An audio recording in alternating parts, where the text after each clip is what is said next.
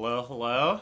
We're back playing more Sonic Heroes. We got part 2 of the Dark story. Made it up through 30%. Which I guess is what? There's like 10 levels and you've done 3 of them? I've done 4 levels out of 10. Then shouldn't you be at 40%? Or there's more levels, isn't there? I don't know. I have no idea. I was I just don't remember guessing. how many levels there are. There's 12, I think. I was just trying to figure it out because it's such a round number, you know? Oh. Whoa! Oh, great, it's this one! But, like, harder, which probably just means longer. Yeah, that's what the difficulty means in this game, like 100% of the time. Now you get to just do 5 pinball tables instead of 4. How wonderful. That was really cool, how it just spawns you inside an enemy. Uh-huh. Oh, man. This looks so bad already. I do kind of like the designs of these robots, though. That it's got, like, bunny ears. Come on.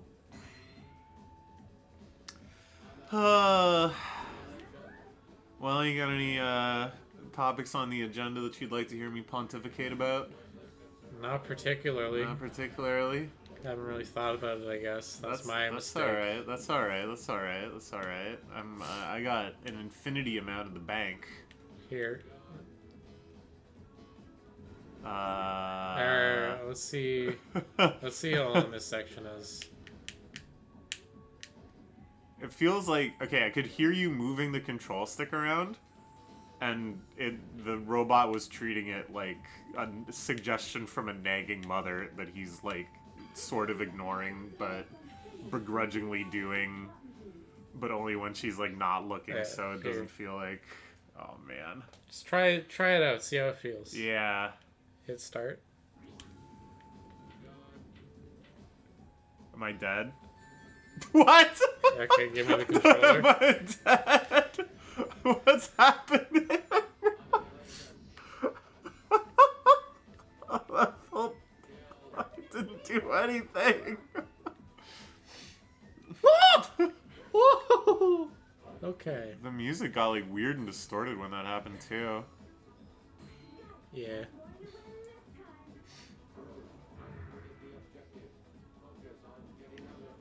Alright, well, I can complain about Magic the Gathering some more.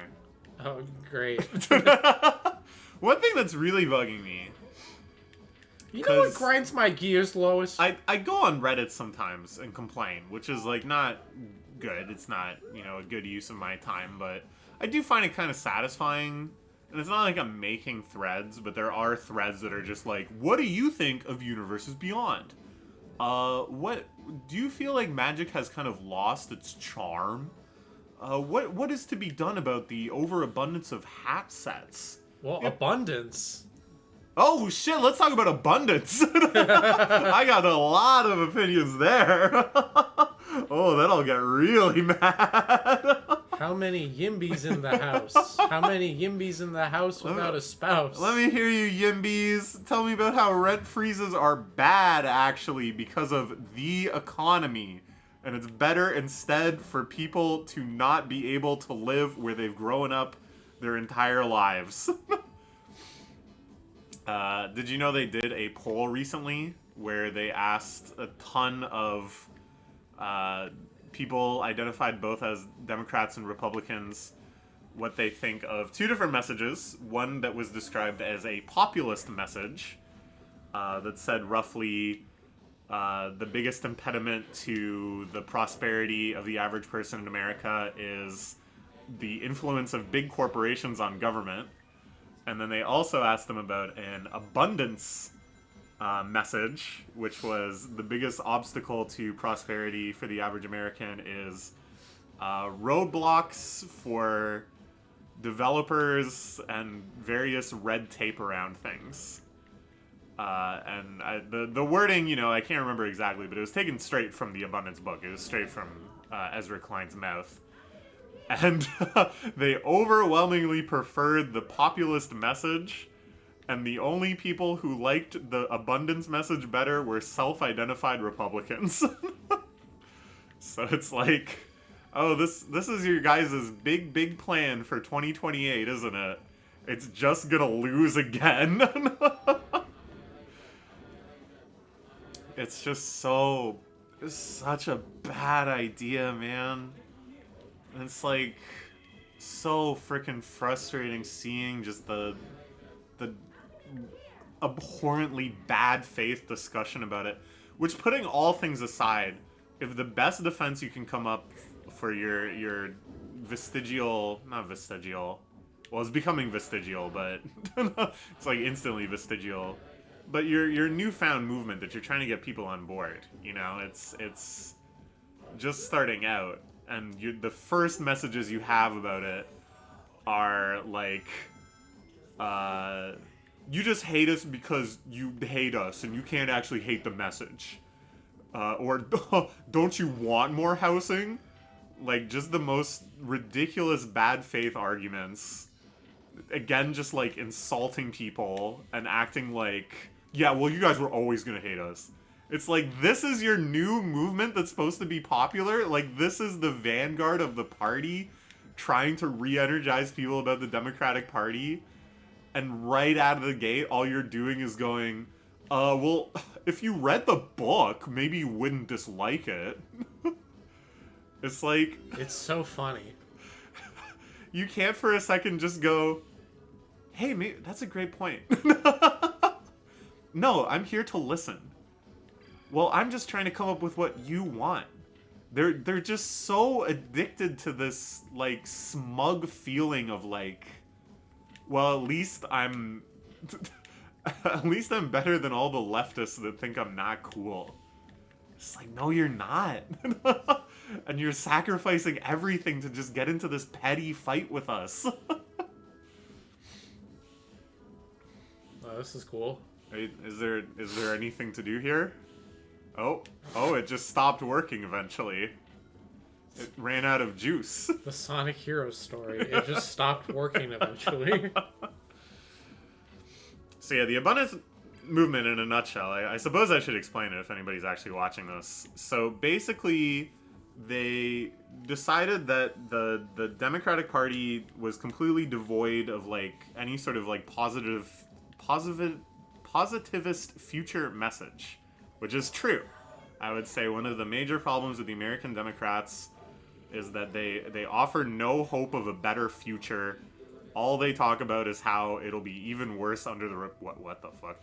It'll only be even worse under the Republicans, which is not, you know, an exciting message that gets people out to vote. Which is what happened. They had massive decline in voter turnout, and then they lost the election. So like, okay, we need to fix this. And they co-opt a whole lot of language from like actual leftist writers. They like to co-opt a lot of language from Mark Fisher, which really pisses me off because I love Mark Fisher, and they don't know the first thing about him. Or rather, they only know the first thing about him, which is that he says stuff like the leftists need to regain a picture of the future. Leftists need to start talking about utopian vision again. You need to be able to motivate people with something that will get better and not just like harm reduction. They've co-opted that, but then they've come up with this messaging game plan of abundance, where the idea is we would have just like so much more housing and so much more public transit and so much more... I'm sorry, what a fucking asshole trap. I know. To put at the end of the fucking level. It's so rude. It's like supposed to be comical, right? Like that it just drops down from the sky with no explanation. Why do they put a Kaizo Mario troll block at the end of their Sonic level? Because they hate you. And now they're going to be like, you obtained a substandard grade. She sounded so sad. She sounded like she was in a motel by herself after a shitty boyfriend left. And goes, sorry, honey, I gotta get back to the wife and kids. And then Rouge the Bat is sitting there by herself and goes, I can do better. Anyways, so they say the reason we don't have so much housing that everybody can live comfortably and public transit that rivals China, and all this stuff is because of governmental red tape about antiquated zoning legislation and over paranoia around health and safety concerns and having to run through all sorts of administrative procedures in order to get things approved. And I can see why this message appeals to people, because you do hear things in the news of like, you know, such and such project delayed, such and such project delayed, blah, blah, blah, blah, blah. It was going to be 10 years until they break ground on this new housing complex, blah, blah, blah, blah, blah. You know, in Toronto, we deal with this all the time. It takes fucking forever to do anything here at all. We've had a subway line under construction since, like, you were a baby. And it's like, maybe it might open this year.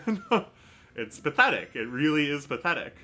But what they've done, and I genuinely cannot tell if it's via corruption and they know what's going to happen and they're just lying to us, or if it's out of genuine naivety, but they've mixed up the scapegoat for the actual problem. And they genuinely think, or they're saying that they think developers are just sitting there going, oh gosh, we'd love to devalue our own properties and build a glut of houses, but we just can't navigate the system. We would love to build so much housing that we put ourselves out of our mansions and stop being giga wealthy by controlling the supply and demand of housing. Holy crap, what was that? Spagargus. That was like designed to hurt someone. Oh, it's the bingo level again. Yes. Hooray. It's just like shocking to me that the entire core philosophy is we are actually allied with the housing development companies. Those are the good guys, and the government is the bad guys, and we need to remove power from the government so that the housing corporations can take care of us. And it's just like the most laughably naive thing I've ever heard. And just this idea of like, you know, public transit almost entirely operates at a loss. Like the exceptions to that are very, very rare. And just this idea of like, they'll just start building it out of the goodness of their heart. When currently the situation where they get tons and tons and tons of government money and are given these contracts to build gigantic multi-billion-dollar projects that will just keep them in the black forever while they quote-unquote work on it. They're like, ah, man, this sucks. We really want to start building, which is the part that like costs us money and takes up our time and stops us from doing other more profitable work in parallel. But dang, where our hands are tied because of all these regulations, I guess we'll just continue to do nothing. If they stripped of all those regulations today and said, yeah, you can build around the clock, don't worry about noise complaints, don't worry about dust complaints, don't worry about trees, don't worry about parks, whatever, they're not going to move an inch faster. They're already slow for like 800 other reasons. They're slow because they're corrupt. The real problem is that we keep giving private businesses government contracts and just going, please do a good job. Please do it quickly. Even though we'll keep giving you money until you do it. And they're like, yeah, we gotta replicate the China model. We can get to the China model via market incentives. No, you fucking can't. You just cannot.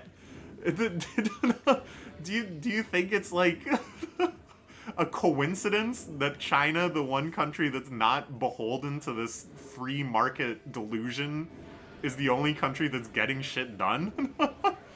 Or you look at other countries in Asia or Europe that have good transit, it's because they have like extreme government mandates.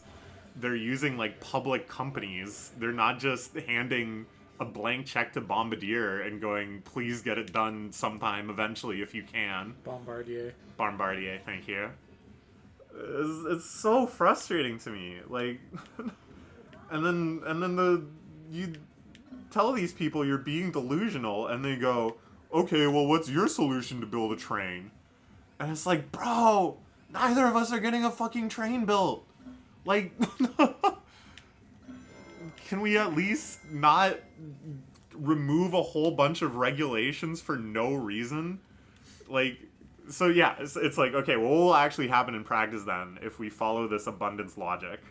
Let's get rid of a whole bunch of zoning protection for houses, and let's get rid of safety regulations around fire escapes and, you know, all these other things that other countries don't have. And conceivably, you can go, oh, we'll have like a charming mixed-use neighborhood where there's a big apartment building and a whole bunch of single-family homes and a convenience store on the block. That sounds likely, huh? No. It's gonna be a whole bunch of, like, windowless closets jam-packed, like, on top of a factory. Because that's what's most profitable. They're going to operate entirely based on the profit incentive. They're not just gonna start making housing better because, shucks, they love us. They're going to start making housing worse because we let them. And they're gonna charge the same amount because they're not gonna overbuild and bring down the cost of rent. They're gonna just drip feed us with the worst quality housing they can get away with. Guess what? That's what they're already doing. That's what the entirety of housing is. The only situation that we get that's any better than that is because of government regulation. Where are we going to be if you say get rid of the government regulation? And it's like sometimes Ezra Klein, I think, kind of lets the mask slip a little bit.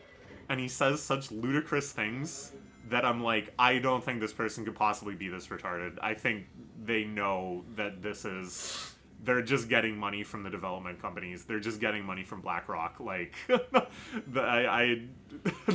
sometimes I'm like, wow, these people are stupid. And then I'm like, no. These people are definitely stupid, but I think they're evil too. I think they genuinely do not believe in this stuff. Because Ezra Klein is like, you look at all the homeless people sleeping under the bridge in Los Angeles, and then you think, how many more apartment buildings could be built without the health and safety minimums of putting up pollution barriers between the highways and the apartment buildings? Wouldn't it be better to not have those barriers, but at least they have a house to sleep in? And it's like, okay, you really think that if apartment building development companies were told, hey, guess what? You don't have to put up pollution barricades, they'd go, great, let's build so many apartments that somebody with, like, no income, who's currently homeless and sleeping under a bridge, will be able to stroll in and say, give me one apartment, please. Oh, it's because rent is $12 a month now, and they can afford that. Like, it's the most ludicrously false dichotomy I've heard in my entire life. And I'm like, you are letting the mask slip. You are definitely being paid to try to get rid of those regulations so they can build buildings cheaper. Oh, it's such a piss off. It's such a piss off. And they don't have anything else. They have nothing else. They're going to end up running with it because there is such a dearth of ideas from the Democrats in America that they've all, like, latched onto this word abundance in record timing, and there's think tanks being funded by Democratic billionaires working to churn out shitty books and shitty podcasts and shitty think pieces all about the new wave of abundance. And they're already being told, hey, this does not resonate with voters. This is something that voters are extremely skeptical of. Most voters, like, I think it only really appeals to, like, urban yimbies, you know? And in many ways, I would qualify myself as a YIMBY. I'm always excited when new development is happening in the city and stuff. They're like, build more transit. Hell yeah, give me some transit. I'm like a pretty broad YIMBY. Like, I want safe injection sites. I want homeless shelters. I want everything. But I think I am... No, really, actually, a friend of mine is who ended up buying the book. But we are pretty much the exact target demographic. People who live in big cities and therefore witness the slowness of construction firsthand and hear about all these different slowdowns and regulations and stuff in the local news time and time again. You know, I'm pissed off that the subway's getting taking so long to build. And if I read the news and I had no cynicism in my body, I would think, darn, it's those frickin' neighborhood associations that's making it take so long. And that's the exact person they're trying to appeal to. And I think, good job. That was so stressful. Was that a fun one? So stressful, so difficult. Oh, God. Wasn't it even more fun to play it while I angrily rant about politics? Yeah, because I'm just thinking about how stupid Ezra Klein is. Yeah, okay, so this is where I think they're really it's stupid. fine because, like, it's obviously really stupid, and it's already failing. Yeah. So I feel like it doesn't make me as mad because it's just already, like, obviously snake oil and people aren't buying it. Well, we'll see. we'll see what happens with it next. This poll they did just came out where it polled very poorly with self-identified Democrats and people in general. So we'll see if they try to steer the ship at all. So far they've been saying things like, well, clearly the poll had misleading wording. And it's like, bro, it was quotes from the book. Aren't you keeping... You always tell people to read the book.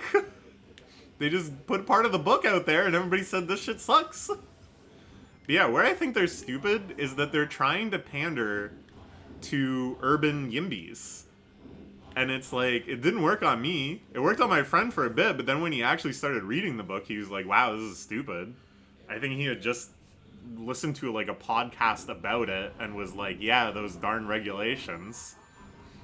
But like, if you talk to some like suburban person and you're like, yeah, there's too much government red tape, so development is really slow, that's why we don't have trains, and they live in like, I don't know, fucking like Wichita, they're like, what the hell are you talking about? They just built 500 suburbs in the last 2 years. Development is happening at a breakneck pace out here. They're just constantly building new suburbs. And what the fuck are you talking about a train? We don't want a train. A train to where? What are you talking about? I think it's a message that, like, makes no sense to anyone outside of, like, 5 urban centers in America. And I think that's the genuine stupidity. Like, clearly they're having stuff slipped into their back pocket to try to deregulate industry. But I think their game plan of, like, they're just so bubbled that they think genuinely the average American is concerned about slow construction of public transit. It's like, you don't know what country you're talking about. Well, it's also so funny just to imagine, like, the brain that comes up with the idea of, like, and I know how we're going to revolutionize politics, a book. Yeah. It feels like tailor-made to piss me off. I think that is what's so uncanny about it. The fact that they wrote, like, a book, and they were like, here's our new big book full of big ideas. Just like we're Marx or something. And then they quote Mark Fisher all the time. And then there was like an article I read, this one pissed me off even more than the book. What is happening? I've been caught in the tractor beam, but it hasn't registered that I'm dead. Will it ever? Is the game just over? No, oh, shit! Team blast out! Yeah! Let's go! Get fucked! Alright, that was satisfying. Yeah, I read this, like, follow-up article that was responding to, like, early criticisms of the book and stuff. And they were basically like, leftists have accused us of usurping leftist terminology and stuff for this very pro-capitalist, pro-private industry message. But shouldn't they be happy to see their supposed enemy using their language? Doesn't that mean that they're being listened to? And I'm like, fucking no. It's the opposite. What is this, like, baby logic? Yeah, it's like baby lot. Like, oh, but we said the magic word. We said positivism. We said utopian. We're reclaiming the future. That was another book they cite a lot. A book that I read called Reclaiming the Future, that talks about I had no rings. the idea of fully automated luxury communism, which I like to call fully automated luxury communism online, or Falco. For a while, I thought that was very funny. But nobody really talks about that book much anymore. It kind of fell out of favor. But I liked it. It's very, like, leftist utopian thinking, and it makes a lot of the same arguments as Mark Fisher, that it's like the left should own this sort of ideology, this sort of vision, because, and it's true, the left is the only one that's going to get us there. The liberal ideology just ends with the earth as, like, this crumbling fireball where 5 rich people live in bunkers and fuck robots all day. But they like gay people. It's the only utopia they can come up with. Oh, yes. Oh, well, yes. We can all burn in the oil wars, the water wars of the future together. Transes and gays and blacks and straights, all starving to death together because we've destroyed our ability to do agriculture. Anyways, yeah, they appropriate that language a lot too. And again, I'm supposed to be happy about that. Oh, you guys have read the same books as me.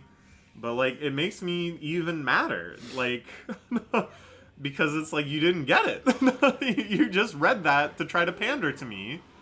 Or you're just too stupid to, like, understand. Like, that your vision of how you're gonna get to what this book is talking about is baby brains. And there's no logical basis to it.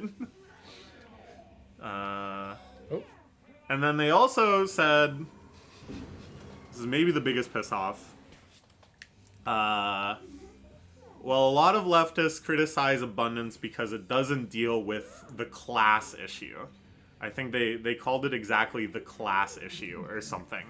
As if that's, you know, like one peripheral little thing. It's on the same level as, like, inner city zoning or budgeting for public transit. Oh yeah, how should we deal with wealth inequality? Yeah, I don't know. I guess that one's on the list too. What's happening right now? Are you just waiting for more robots? Yeah, well, because a part of the Team Blast is that it freezes time. Oh, that's fun. So even though it's, like, most appropriate to use in this situation, it will inevitably lead to gameplay where you're just sitting there waiting. Yeah. Great. Okay, so they're like, the abundance movement itself has nothing to say about, like, labor rights or about social mobility or about wealth inequality or anything like that. So they admit that. But then they go, well, one of the things abundance will surely do is bring back manufacturing, good trade, factory jobs to America. The logic being, we are going to invest so much in infrastructure and construction and in building technological infrastructure and stuff. We're going to have to do all that onshore. Already a massive assumption. There's no reason to think that. But, okay, sure, let's say we build all these new trains in America. And then they're like, historically, those types of factory jobs have been union jobs. And the union presence was much stronger when America had a strong manufacturing core. And it's like, oh, shit, yeah, you're right, that's true. And so therefore, if we get more manufacturing jobs, they will just magically unionize. That was the only thing that led that to happen. It wasn't a widespread global leftist movement that was underway. It wasn't the fact that there is actual active communist parties in all of these Western countries that led to rampant unionization. It was because of the jobs. Something about working in a factory, it just makes you instantly unionize. And of course, the fact that when they brought in all sorts of union busting policy and techniques under Reagan and Thatcher, and then they've spent the last 50 years quashing any sort of populist movement, any sort of unionizing effort. Even today, you can read stories about how eBay and TCG Player have completely squeezed out their union. I don't know if you've heard anything about that. We can get back to Magic as a topic via that if you'd like. But we live in like an extremely heinous anti-union culture. Like, they will do anything they can to stamp out any sort of potential union activity. And why am I to believe that just because now more people are going to be working in factory jobs, that they're not going to be like the worst hellish factory jobs of all time, equivalent to how we've got people working in like Amazon warehouses and pissing in bottles and dying of heat stroke and stuff? Do you really think that because instead of moving Amazon products around, they're going to be assembling components of a train hull, that they're like, yeah, we'll give you benefits, I don't know. No, they're going to be treated like shit. Every worker that can be treated like shit is treated like shit these days. And all of the union busters that have been in power the last 50 years, your entire game plan is to elect them again and give them even more power. Give them more government contracts and less regulations.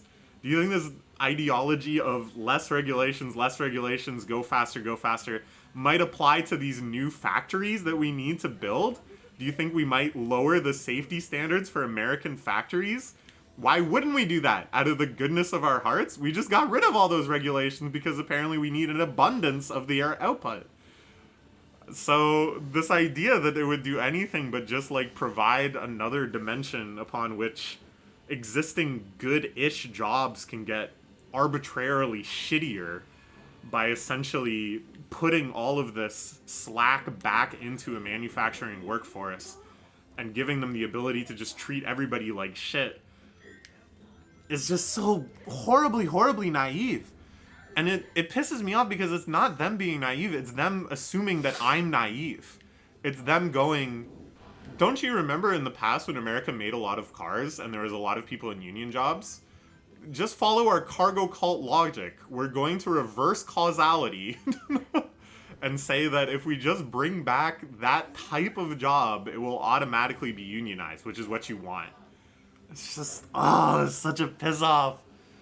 I think this is why this as discourse pisses me off so much more than almost anything else and leads me to actually like argue about it, when most other things I have the maturity and other priorities to kind of let go, you know?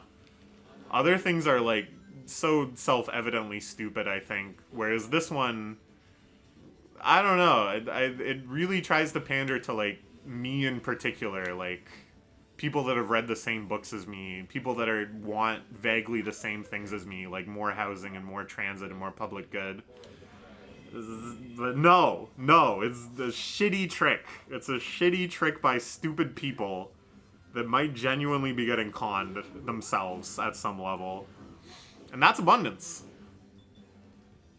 Don't get tricked yourselves.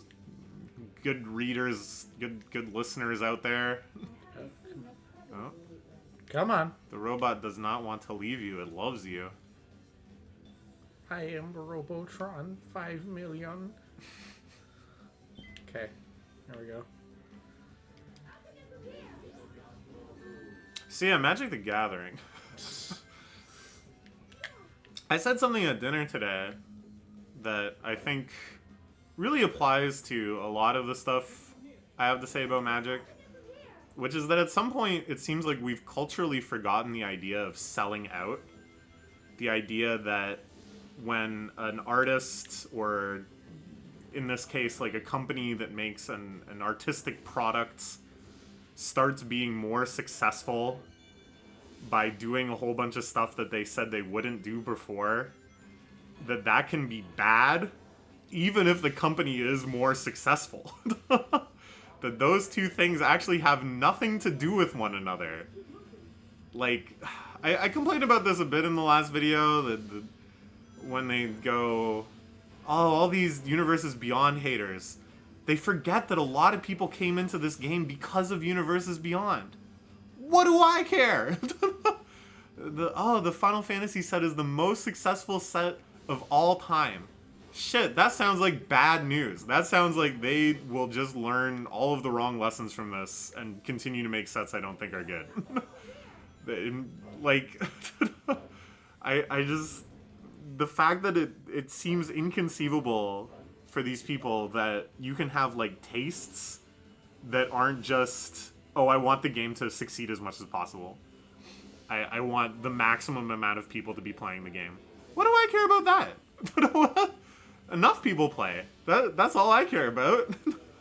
And like, I can kind of sort of understand the logic of people that are like, oh, I love Universes Beyond because it got my friends into Magic. My friends never cared about Magic, but they're big Lord of the Rings fans, so then the Lord of the Rings set came out, and they were all for it. And that surely is happening all the time, and I'm sure that this attributes, like, this is a cause of a lot of the big sales, right? Is people coming into the game because they're interested in the franchise and they've never really been interested in Magic in and of itself. And it's like, far be it for me, for like, you know, you can picture it, right? Joe, you know, I never wanted to come out to one of these Friday Night Magics with you. It always sounded dorky, but now that they got frickin' the Jersey Shore set, I don't know, that's really dated. what's like a mainstream thing now? They got the Fortnite set. They already made the Fortnite Secret Lair, but now they're gonna make a whole set. What's a mainstream thing now? What is a mainstream thing now? What do people like? Basketball? The Devil's Plan. What's that? Some like Korean reality show.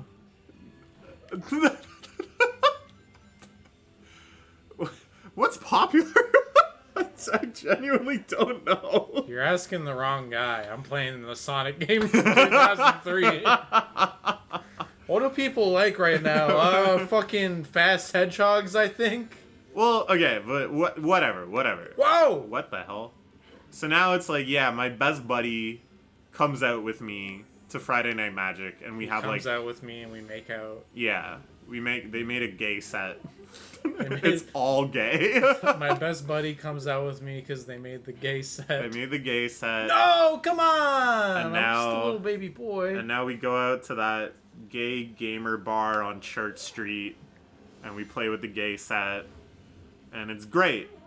Or they made this Taylor Swift set, and now my wife wants to play Magic with me. And it's like, I can kind of empathize with that in the abstracts, because I get that a lot of people are like that. They want their friends to do the same stuff as them, and I'm not like opposed to that, but at the same time I like don't get it. Like, I don't care if my friends do all the same stuff as me. I do different stuff with different friends, you know? Like, I asked you a few times, hey, do you want to come out to a Melee local if you're curious, if you want to see what it's like? And you're like, nah. And I was like, yeah, that's fine. I wouldn't, if you someday were like, yo, guess what? They added Sonic to Melee, so now I want to play Melee. I would just be like, all right. Like, you didn't have to. Like, there's no skin on my back. Oh, finally! Yeah. It's like, oh, now our relationship is way better. Like, what? What did he say? I don't know. Somewhere we need more data. I thought he called you a beta. You are a beta. Yeah, it's like, okay, and this is my bad faith argument. This is my, oh, did she just go there argument. Can you picture a dude who's obsessed with Magic the Gathering and goes to FNMs and stuff and has commander nights with his friends, and he's married, because these dudes always end up being married or something, and then he's like, my wife has never given a shit about this game, and I try every single night to get her into it, but if they made like a Taylor Swift set, maybe she would play Magic the Gathering with me. And I'm like, buddy, can you not just do something your wife wants to do? Like, it just feels so dysfunctional to me. This mental image of a guy that's just like sitting there organizing his commander decks and being like, babe, do you want me to tell you about my new deck? Babe, I'm making an Aragorn deck. Remember, you like Lord of the Rings, right? Do you want to look at it because it's Aragorn? And I'm like, man, you got bigger problems. Why are you so obsessed with your wife playing Magic the Gathering? Why are you so obsessed with your wife, bro? Yeah, this type of like nerdy wife guy. This like, I see it in all sorts of hobbies. You hear about, what are like animes I can show my wife to get her into it? I really want to watch anime with my wife. Like, why? Just do that on your own. Do something else together. Like, I just feel like people don't have enough interests. They become like monocultural. They only care about Magic. Which, so, you know, Universes Beyond is great because now they don't have to play Final Fantasy, they just have Final Fantasy Magic. Now all of their hobbies can merge into one. It's like they only really have one interest. Magic has like taken over their lives. And they're probably alienating their friends and partners and stuff because all they want to talk about is Magic. And, you know, I'm a pretty freaking nerdy person. You've heard a lot about Pokemon, more than I'm sure you had planned to at this stage of your life. But we can do things that aren't Pokemon. And I don't care that your interest at Pokemon has probably been saturated a long time ago. It is what it is. I make you open my Pokemon Pocket Packs because I'm convinced you're luckier than me. But I'm not telling you, babe, you should download this game. Then we'll have something to do together. Why don't you come out with me and try to find Pokemon cards in stores? Why don't we play Pokemon Go together? Babe, I'm gonna get into laddering on Pokemon Showdown. Do you want to get into laddering too? Like, you gotta cool it with these interests. You gotta recognize that not everyone in your life is gonna be into all of the same stuff as you all the time. And this is another situation too where I feel like I was talking with my friend about this. I keep saying my friend. I'm talking about the same person every time. But it feels rude, I guess, to mention his name unsolicited or whatever. But yeah, so we were talking about this, and I was like, he's got a lot of friends. I also have a lot of friends. It sounds like bragging, but... Yeah, I was gonna say, must be fucking nice, you bitch. Yeah, I said to him, I think one of my biggest, like, empathetic gaps is that it's, like, hard for me to imagine not just having, like, a surplus of friends. Like, I think I have a really hard time, like, putting myself into the shoes of somebody that doesn't have that. Or, like, conceiving of situations not having that as, like, an underlying assumption. And my friend said that, too. He was like, yeah, so his girlfriend is moving in. And he was like, yeah, I told her, well, sometimes I might want the house to myself, but I'm sure you'll go hang out with your friends, so it'll probably work out.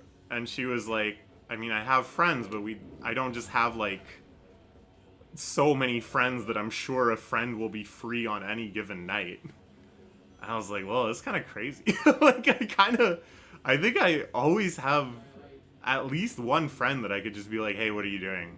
You want to hang out?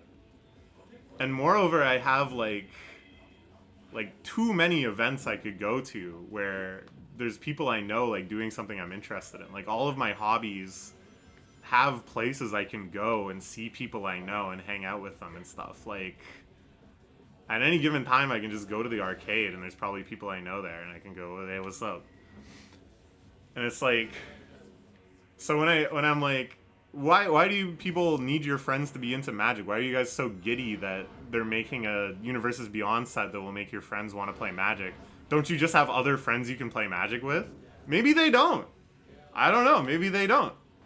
Like, maybe they are depending on their one friend group to pick up this interest, because otherwise they're going to just have to play with strangers all the time. And it's like, yeah, I don't know. I just don't get that. It's just very far removed from my own experiences. And also, I live in a big city, too, like, where that kind of... I was about to say abundance. maybe not the best word given my earlier ranting. But there's a lot of events going on for all sorts of nerdy hobbies all the time. You can go play various Magic formats every night of the week. And it's like, probably a lot of these people do not live in cities like that. Like I said, they're average Americans. They live in some freaking suburban city that has nothing in it. And they have like a friend group that maybe they've known since high school. And they're like, hey, when you come over to watch the football game, you guys want to try playing this thing called Commander?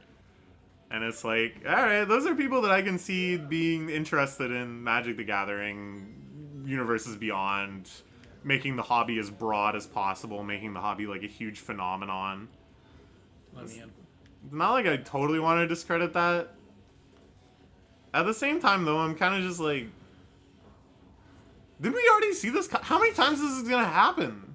This is only the second time it's happened. Yeah, but okay. I guess 2 is fine.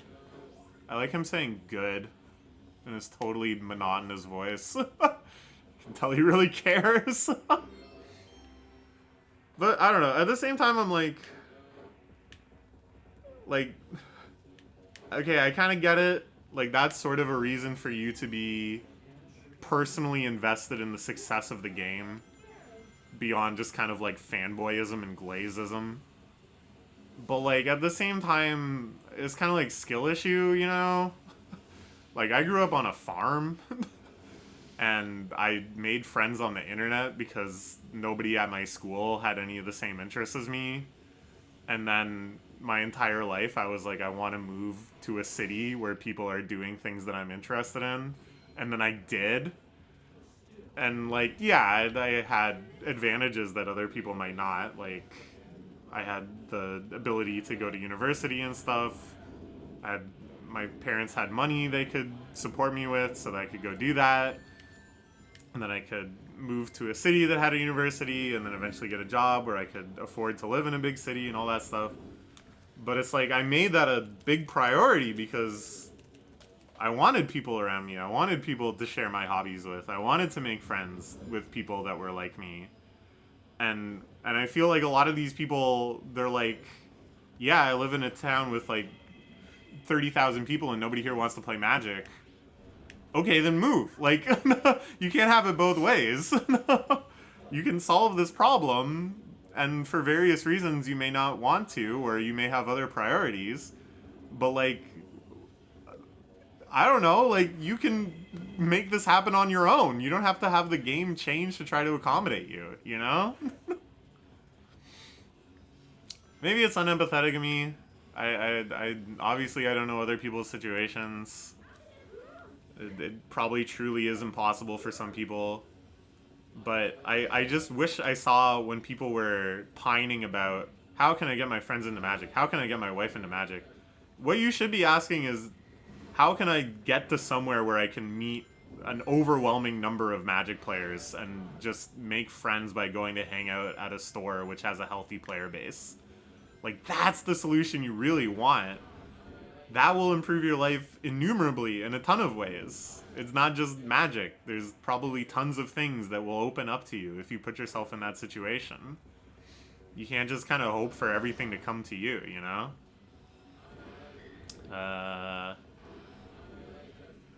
But yeah, you can cancel me. I don't know. Cancel will take, perhaps. Unempathetic, perhaps. Oh, I love when it does that.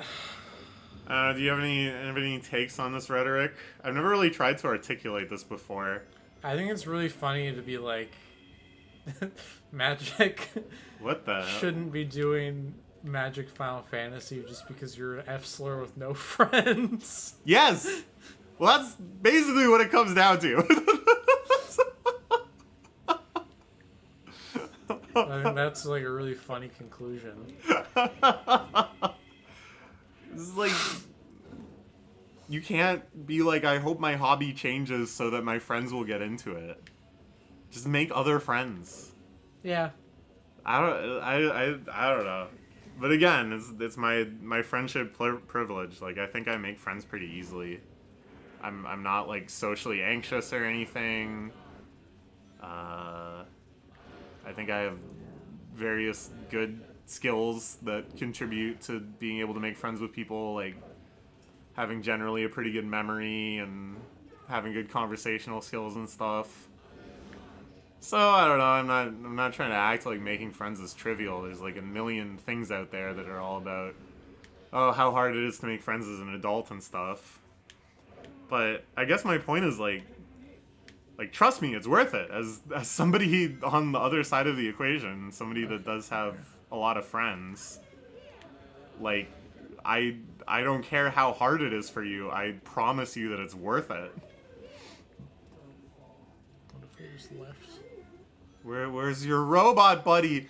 He's got the no smoking sign over him. It's no robot. Oh, he's back. Yeah, I don't know. I think in general, this sort of thing kind of bugs me. Again, it's not really something that I have like a ton of first-hand experience with, but just sort of like in the cultural zeitgeist, you have a sense of like people that just kind of have like one friend group, and they don't really like each other. And it's always kind of like a struggle of compromise where none of them really want to do the same things, and they're just kind of like going along with what each of them wants in sequence. Well, I guess it's Magic Night, because he's really been trying to get us to like Magic, but let me tell you, we play this thing called Commander, and it's boring as shit. We play for like 2 hours, and nothing happens. And I can't just wait until on Sunday, though, we're all going to come over to my place and watch the football game. And then the Magic friend is going, I can't believe I have to go watch the football game. But, that's what Tim's really into. He loves watching the pigskins, so I guess I'll... And I'm not saying, stop being friends with these people. There's clearly something you get along and enjoy. But make more friends. Like, go out and make more friends. Don't call it good enough. Go make Magic friends and go make football friends. Join a fantasy league. Go to a sports bar. Go to a local game store. Go find a Magic tournament. Go on Spell Table and play virtually with people and make internet friends. Like, people, I think, are way too complacent with the idea of, like, well, these are my friends as this, like, static position. No different than, like, my parents or my siblings. My father. These are the friends I got, and there's nothing to be done about it. It's like, nah, you can just keep making friends. I make friends, like, all the time. It's great. Okay. Key time? We got another shot at the key. Alright. We need Omega to undie. Is the problem. What happened to him? He's just got... What? Did you clip through the ceiling? Yeah. Why is Omega still dead? Okay, now it's just Rouge. Oh, God. Wait, can she throw fake rings, too? Yeah. Oh, my God. I wonder if part of the problem... I'm just gonna kill myself, because Omega's not coming back. I wonder if part of the problem is that so many people kind of, like, model their vision of friendship and lifestyle in general on, like, TV. And in TV... I'm just gonna kill myself again. What? Why that time? Because I'm pretty sure the switch I pulled back here is why the, Oh, the key area opened. Isn't it great to have, like, a pull a switch thing next to a platform that just, like, fucking crushes you? Oh, and it killed Omega again. He got squished under the thing and he's just never coming back. He, like, died for real in real life this time. Oh my god. Can you blow up that thing? It was, like, flashing. It just went through it. I don't know what made it flash. It was flashing at one point. Yeah, no, I saw it. I saw it. I saw it flash. I want that key. Because, you know, on a sitcom, there's, like, the friend characters, Ow, right? I smacked my hand so hard off the keyboard. Oh, man. And the sitcoms, they have Okay. an assortment of, like, maybe 4 friend characters. Son of a bitch. This is the most cursed fucking segment in history.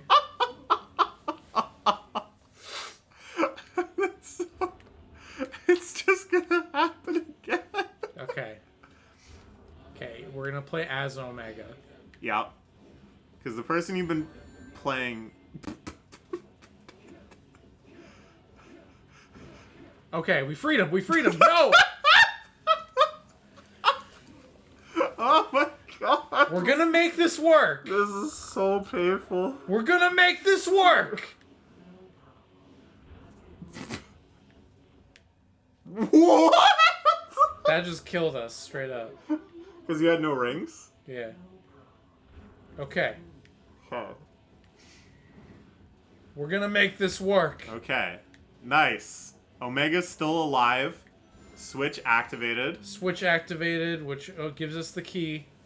You're gonna lose the key like 10 seconds after this, I'm sorry. Okay, that's fine, because at least we had a shot. What is this? I don't know.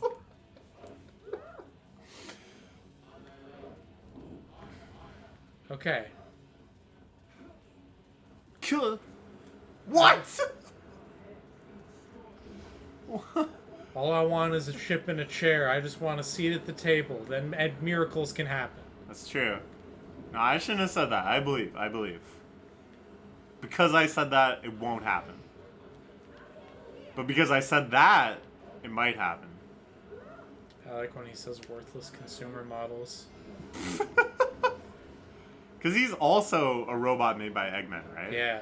It's pretty fucked up. But they were mass-produced robots by Eggman. I'm the cool Eggman robot. I'm Omega. He's literally saying, like, all you guys are NPCs. Yeah, and they are. Yeah, that's true. And he is, by definition, a player character. Come on. Oh, man. Come on. We can do it. We can do it. Nice.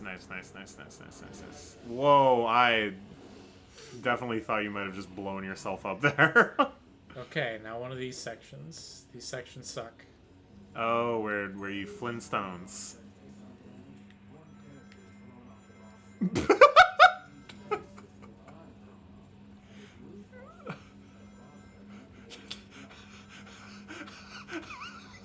What the fuck? What does this mean? It means we gotta be careful on the bobsled.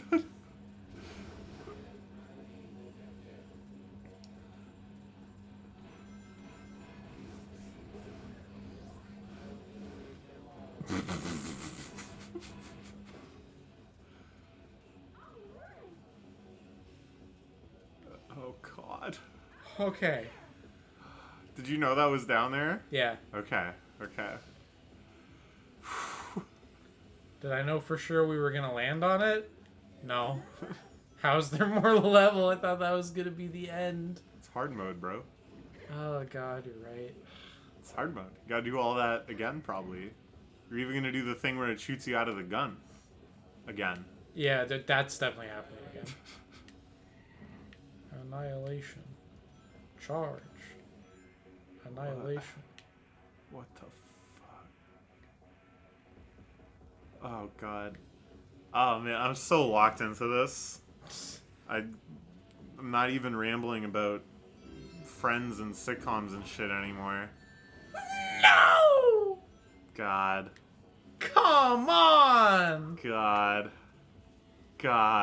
And this is probably the end of the level, too. Yeah, sounds like it. It's okay, we'll just get them all on Team Rose. Because Team Rose is kind of like baby mode, right? Yeah, Team Rose is easy mode. Nice. Yeah, fuck it. Fuck it. Let's go to bed. No, we have to fight the egg albatross Okay, first. let's fucking fight the egg albatross, then see if I care. What are you doing? No, you have to play the game. You can't slap your big belly until it turns pink. Oh man. Ah!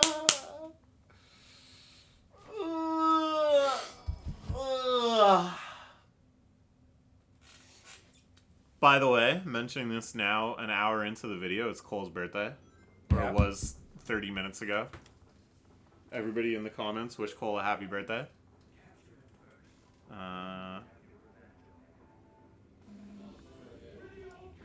Affirmative. Oh, this one. Yeah. Wait, yeah, we fought this before, right? Yep. I'm along for the ride. Saying shit. Telling people to stop being such freaking loners and losers. Stop being soy. Stop being so soy. Go to the gym. Make a gym bro. Go on r/AskGayBros. Fuck a guy. Fuck a guy. Give it a try. You can't say you don't like it until you try it. Don't knock it until you try it. Sex with guys, you just might buy it.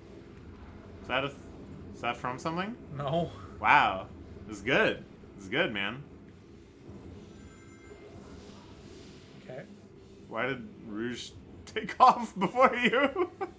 Because she was just so keyed in.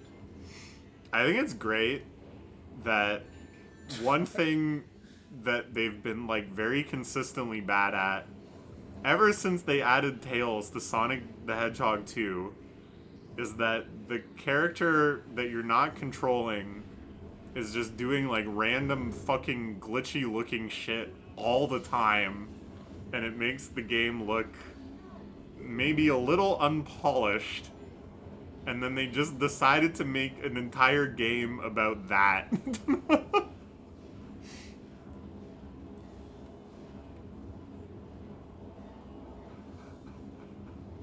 Like, what are they doing? Oh, man. Oh, this is entertainment right here. Good job. Oh, is there more? Yeah.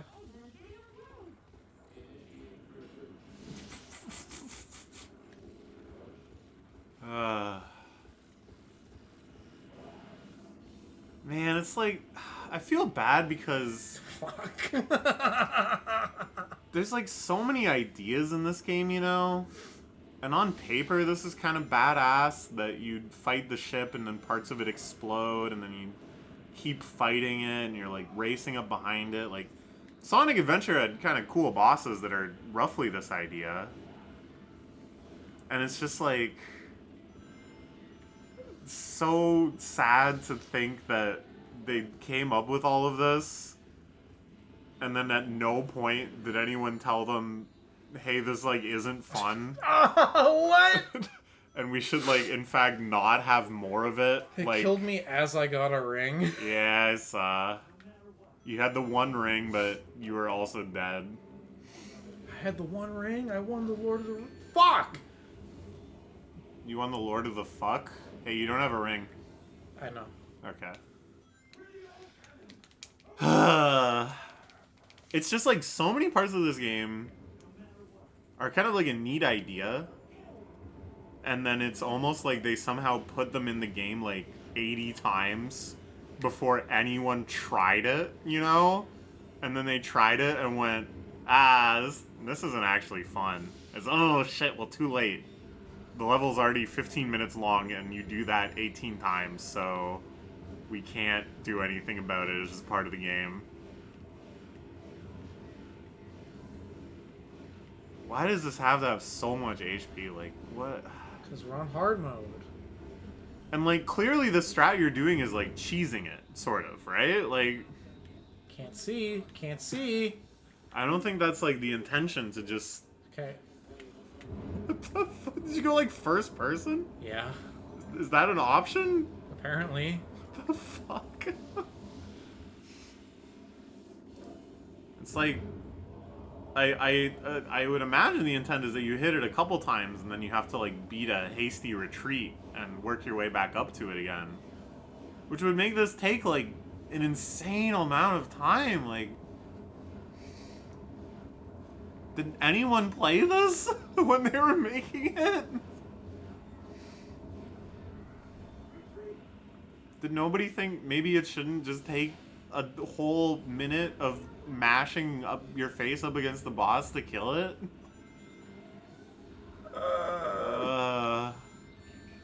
Okay, cool. I don't even know what that was. I deserved that, I guess. Okay. Okay. Get the ring. Get the ring. We got the ring. We got the ring.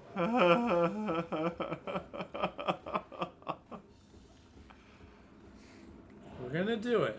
I like the design of this thing a lot. Yeah, the egg hawk. It reminds me of Dynablade from Kirby. You know Dynablade? No, I don't play games for babies. You're playing a game for babies right now. No, this is for adults. Mm-hmm. All right. My proof is that I couldn't beat it as a baby. It's too hard. Does Shadow say any swears in this one? No, it's not like Shadow the Hedgehog, an actually great game. Nice! Let's go to bed.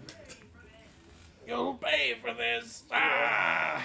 Oh, God. Bro, I get so agitated, and then I sit in, like, a tense position for, like, an hour, and then I feel sore. Dumbass.